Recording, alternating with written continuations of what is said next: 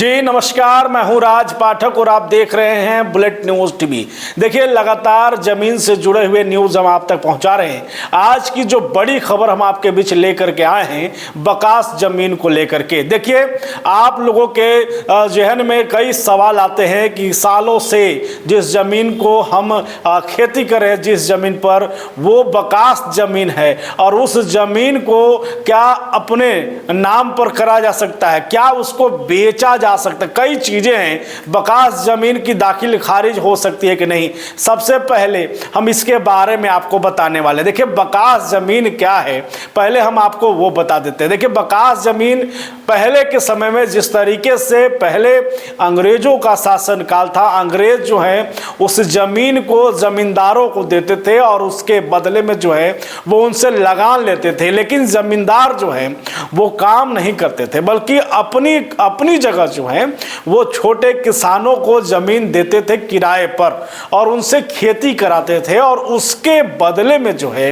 वो जमीन लेते, आपको लगान लेते थे और ये सिलसिला लगातार चलते आ रहा था। लेकिन अंग्रेजों के जाने के बाद जब भारत में नई सरकार बनी, आज़ादी मिली, उसके बाद ये तमाम जमीनों को लेकर के विवाद बढ़ा। देखिए, सालों से जो छोटे किसान थे वो इस जमीन को जोत रहे थे, खेती कर रहे थे, लेकिन उन्हें मजबूरन जो है जमींदारों को जो है लगान देना पड़ता था।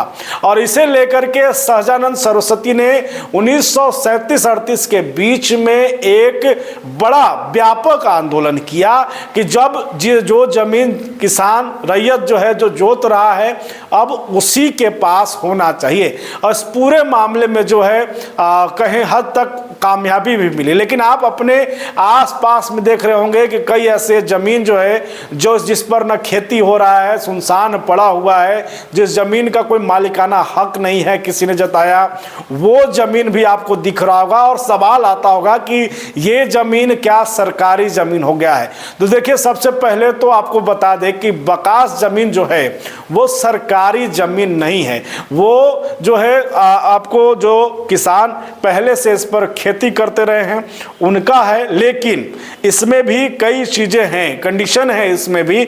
आपको मालूम है कि बिहार भूमि राजस्व सुधार विभाग के द्वारा वैसे जमीन को, जो बकास जमीन है, उसको अपने अंडर में ले लिया गया है और उनके द्वारा जो है गांवों में विकास किया जाता है। सामाजिक समर्थता के लिए कहिए या सामाजिक मुद्दों पर, सामाजिक जरूरतों के अनुसार वहां पर उस जमीन का इस्तेमाल किया जाता है। आपको उसके बाद बता दें कि 11 नवंबर 2014 के संकल्प संख्या 925 के तहत जो है यह तय हो गया था कि वैसे जमीन जो बकास हैं और जिन पर किसी का मालिकाना हक नहीं है और कोई अपना उस पर हक नहीं जता रहा है, वैसे जमीन अब जो है भूमि राजस्व सुधार विभाग के अंडर में आएगा।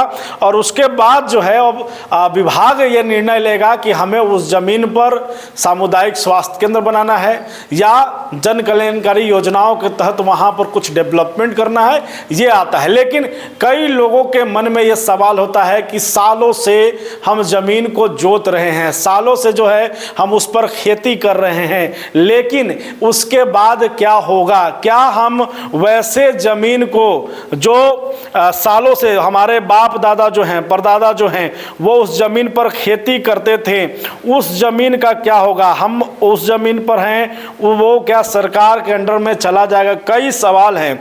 ऐसे में आपको बता दें कि वैसे जमीन जो जिस पर आप खेती कर रहे हैं सालों से, वो जमीन अब जो है आपको वो आपके अंडर में ही आएगा। उसका अगर आपने जो है दाखिल खारिज करा लिया है, उसका आपने खाता धारण करा लिया है, तो वो जमीन आपका ही होगा, उस पर किसी तरीके से कोई वो नहीं है। लेकिन वैसे जमीन पर जो कब्जा किया गया जमीन है या बेच दिया गया वो जमीन है, वैसे जमीन पर जो है परेशानी बढ़ जाएगी, वो सरकार के अंडर में ही आएगा। तो ये तमाम चीज़ें हैं जिस पर हम लगातार आपको चर्चा कर रहे थे। आपको बता दें कि बकास जमीन को लेकर के लगातार ये सवाल आ रहा था, इस पर हमने भी लोगों से बातचीत किया था कि आखिरकार वैसे ज़मीनों को लेकर के क्या कुछ रोड मैप है, क्या कुछ जो है सरकार की तैयारी है।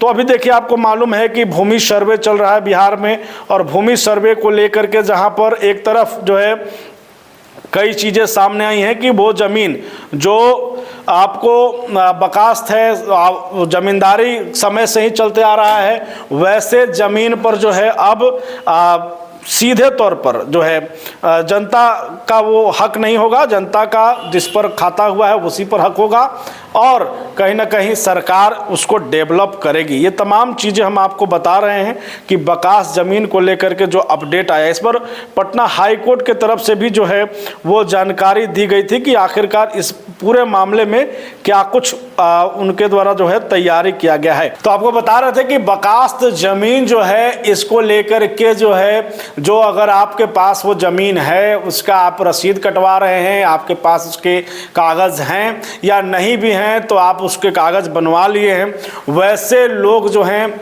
अगर ज़मीन बेचना चाहते हैं या फिर ख़रीदना चाहते हैं तो पहले जो है उस ज़मीन के बारे में पूरी जानकारी ले लें कि जो बकास ज़मीन है वो किस कंडीशन में है और उसके बाद ही इस पर निर्णय लें, क्योंकि जिस तरीके की नियमावली है उसके बाद बिहार भूमि राजस्व विभाग के द्वारा उस बकास ज़मीन को अपने अंडर में लिया गया है और उसके बाद वो विभाग के द्वारा ये काम किया जाता है। तो वैसे लोग जो बकास ज़मीन को खरीदना चाहते हो या लेना चाहते हो तो वैसे लोगों को इन चीज़ों को ध्यान देने की आवश्यकता है। इस वीडियो से जुड़े हुए अगर कोई आपके सवाल है तो आप ज़रूर बताएं और साथ में आप किस विषय पर खास करके ज़मीन से जुड़े मामले में देखना चाहते हैं हमें कमेंट करें। लगातार बने रहिए, देखते रहिए बुलेट न्यूज़ टीवी।